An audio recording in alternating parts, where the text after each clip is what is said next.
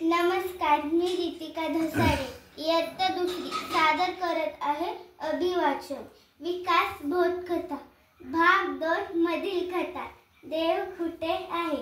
एका आटपाट नगरात एक व्यापारी राहत होता. त्याच्या देवावर विश्वास नव्हता.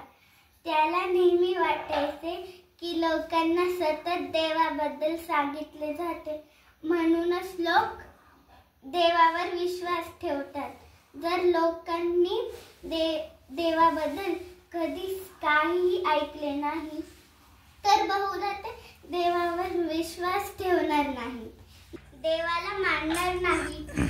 त्या व्यापाऱ्याला एक मुलगा होता. त्याने मुलाला शाळेत पाठवण्याऐवजी घरी शिकवण्याची निश्चय केली. घरी शिकवण्याची निश्चय केला, कारण देवाबद्दल मुलाने काहीही ऐकू नये आणि देवाबद्दल मुलाला काहीही माहिती मिळू नये अशी त्याची इच्छा होती. आपल्या मुलाच्या संपर्कात इतर मुले किंवा माणसे येऊ नयेत, म्हणून त्याने आपल्या घराभोवती व बागेभोवती उंच भिंती बांधून घेतल्या. व्यापाऱ्याने मुलाला स्वतःच लिहायला व वाचायला शिकवले. शाळेत शिकवले जाणारे सर्व विषय त्याने मुलाला घरी शिकवले, पण देवाबद्दल त्याला काही माहिती दिली नाही. अशीच वर्षामागून वर्षे जात होती. पाहता पाहता व्यापाऱ्याचा मुलगा 12 वर्षाचा झाला.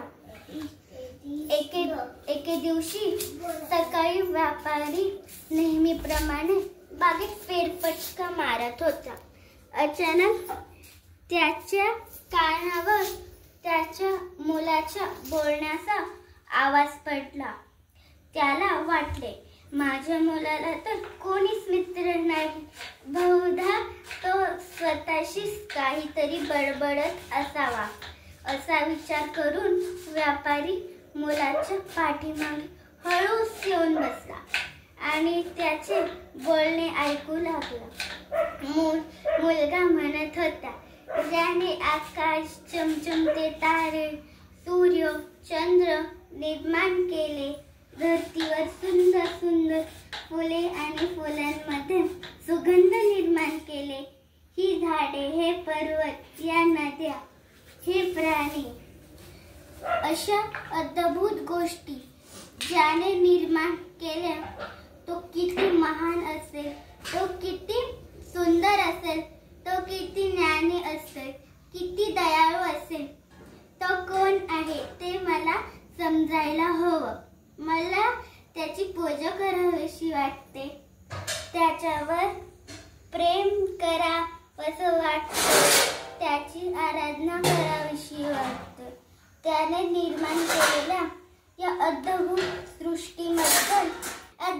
सृष्टीबद्दल मला त्याचे आभार मानायचे आहे. मुलाचे हे बोलणे ऐकून व्यापाऱ्याला धक्काच बसला. तो अक्षरशः थक्क झाला. हे सारे मुलगा कोठून शिकला हेच त्याला कळेना. अरे, तुला हे सारं शिकवलं तरी कोणी? व्यापाऱ्याने काहीशा रागानेच विचारले. कोणीच नाही बाबा, मुलगा म्हणाला. पण बाबा, तुम्हाला नाही वाटत का की या सर्व गोष्टी नक्कीच कोणीतरी निर्माण केल्या असतील? असं नाही वाटत का की ज्याने कोणी या सर्व गोष्टी निर्माण केल्या असतील तो नक्कीच महान, अद्भुत, बुद्धिमान, शक्तिमान आणि दयाळू असेल? बाबा, आपण त्याची भक्ती करायला नको का? आपण सर्वांनी त्याची पूजा आराधना करायला नको का? त्याचे आभार मानायला नको का? मुलाचे शब्द व्यापाराच्या काळजाला सुटले. आपण ईश्वरावर विश्वास ठेवला नाही. आपली फार मोठी चूक आहे. त्याला मनोमन पटले. विश्वाची निर्मिती ईश्वराने केली आहे आणि ईश्वर सर्वत्र आहे याची त्याला जाणीव झाली.